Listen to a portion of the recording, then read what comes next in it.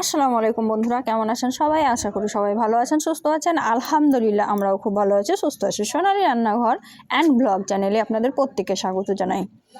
আজকে আমি আমার জীবনের কিছু কথা আপনাদের সঙ্গে শেয়ার করব। তো তার আগে আমি আপনাদেরকে আমার ঘরের যে কিছুটা গাছ লাগিয়েছিলাম সেগুলো আমি দেখাচ্ছি।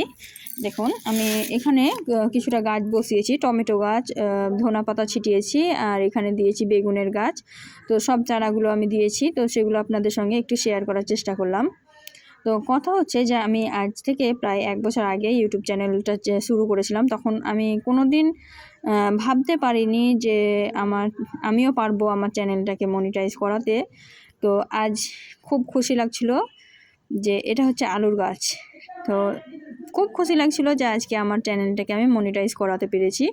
অনেক সময় মনে হয়েছে যে আমি ছেড়ে দিব, পারবো না, আমার দ্বারা হবে না অনেক সময়। আর এই গাছ দুটাকে কিন্তু আজকে একটা ছাগলে খেয়ে নিয়েছে, খুব খারাপ লাগছিল। আর এটা একটা করলার গাছ, তো পারবো না ভেবেছিলাম। তারপরেও কিন্তু আজকে আমি ধৈর্য সহকারে কাজ করে অনেক পরিশ্রম করার পরে কিন্তু আজকে আমি কাজটা করতে পেরেছি। সেটাই তোমাদের সঙ্গে শেয়ার করছি যে যারা ইউটিউবে এসেছো তারা কিন্তু ধৈর্য হারালে হবে না, ধৈর্য নিয়ে সময় নিয়ে কাজটা করবে, মন থেকে মন থেকে চেষ্টা করবে যে আমি করব, তাহলে কিন্তু অবশ্যই করতে পারবে, এটাই বলতে চাইবো। তো আজকে আমার মনিটাইজ হয়েছে, তো তোমাদের জন্যই সবটা হয়েছে, তোমাদের ভালোবাসাতে হয়েছে। এভাবেই কিন্তু আজকে তোমরা সবাই আমাকে সাপোর্ট করো, তাহলে কিন্তু এক ধাপ করে আমি আমার লক্ষ্যে পৌঁছাতে পারবো। তো এর জন্য তোমাদেরকে অনেক অনেক ভালোবাসা, ধন্যবাদ জানালেও কম হবে, অনেক অনেক ভালোবাসা। তো চলো রেসিপিতে যাওয়া যাক, এই কথাই ছিল। তো আজকের রেসিপি হচ্ছে সাময় রেসিপি। এই সাময়টা আমি তৈরি করব। তো এখানে আমি 2 প্যাকেট সামাই নিয়েছি। সামাইটা তৈরি করার জন্য আমি এখানে একটা পাত্র নিয়ে নিয়েছি। এই পাত্রে আমি এখন দিয়ে দিচ্ছি ঘিয়ের পরিমাণটা আমি একটু বেশি পরিমাণে দেব। এখানে গাওয়া ঘি দিয়েছি 2 চামচ পরিমাণে। তো এখন যেহেতু ঠান্ডার সময় ঘিটা চামচে লেগে গেছে, দেখতেই পাচ্ছেন, তো একটু অসুবিধা হচ্ছিল ছাড়াতে, তারপরেও কিন্তু আমি দিয়ে দিয়েছি। তো এই তো আমার দিয়ে দিলাম ঘিটা, দিয়ে 2 চামচ আমি দিয়েছি, 2 প্যাকেটের জন্য 2 চামচ দিয়েছি। আপনারা কম বেশি করে নিতে পারেন, অসুবিধা নাই। তো এটা ঘি দিয়ে তৈরি করার চেষ্টা করবেন, তাহলে কিন্তু বেশি টেস্টি হবে। তো তারপরে আমি এখানে দিয়েছিলাম কাজু বাদামটাকে আমি একটু লাল লাল করে ভেজে নেব। আপনারা চাইলে কিন্তু কাঁচাটাও দিতে পারেন, আবার যদি না থাকে তাহলে নর্মাল বাদামও দিতে পারেন। দিতেই হবে তার কোনো মানে নেই, আমি দিয়েছিলাম, আমার কাছে হাতের কাছে ছিল, তাই আমি দিয়ে দিয়েছিলাম।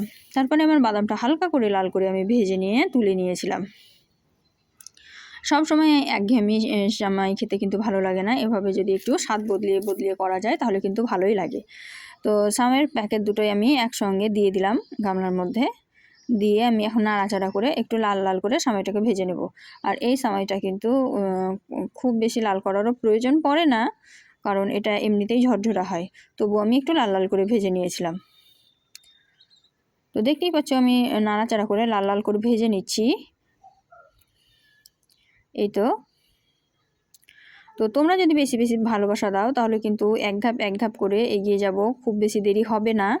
এই তো দেখতেই পাচ্ছ সামাইটা কিন্তু লাল করে ভেজে নিলাম, কালারটা চেঞ্জ হয়ে গেছে। এখন এর মধ্যে আমি অ্যাড করে দেবো দুধ। তোমরা চাইলে দুধ আর জল দুটো দিয়ে করতে পারো, আমি কিন্তু সম্পূর্ণটা দুধ দিয়েই করেছিলাম, যেহেতু বেশি টেস্টি হয় তার জন্য।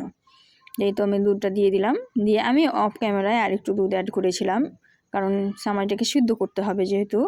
আর এটা কিন্তু শুকনো করব না, একটু ঝোল ঝোল থাকবে, মানে রসা থাকবে, তো তার জন্য আমি আবারও পরে একটু অ্যাড করে দিয়েছিলাম। এখন আমি চেক করলাম যে সামাইটা সিদ্ধ হয়ে গেছে, তার জন্য আমি 1 বাটি চিনি দিয়ে দিলাম। 1 বাটি চিনি 2 প্যাকেটের সামাইয়ের জন্য যথেষ্ট। যদি তোমাদের মনে হয় যে না কম বেশি হয়েছে, তো তোমরা কম বেশি করে নিতে পারো, কারণ সবাই সমানভাবে খায় না, কেউ মিষ্টি খায়, কেউ আবার কম মিষ্টি খায়।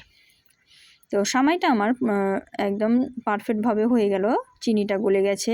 আর দেখতেই পাচ্ছেন পরে অ্যাড করেছিলাম দুধটা। তো এইভাবেই আমি এভাবেই রাখবো। এখন আমার সামাইটা হয়ে গেছে, ওপর থেকে আমি কিছুটা কাজু ছড়িয়ে দেবো। তো আজকের ভিডিওটা কিন্তু আমি এই পর্যন্তই, এর থেকে বেশি বড় করব না, কারণ আমি জানি যে তোমাদের বড় ভিডিও করলে দেখতে অসুবিধা হয়। তো তোমরা একটু অ্যাড সহ ফুল ভিডিওটা ওয়াচ করো, তোমাদের কাছে একটাই রিকোয়েস্ট। তো এই তো আমি উপর থেকে বাদামটাকে ছড়িয়ে দিলাম, যাতে খুব সুন্দর লাগে দেখতে আর খেতেও খুব সুন্দর লাগে।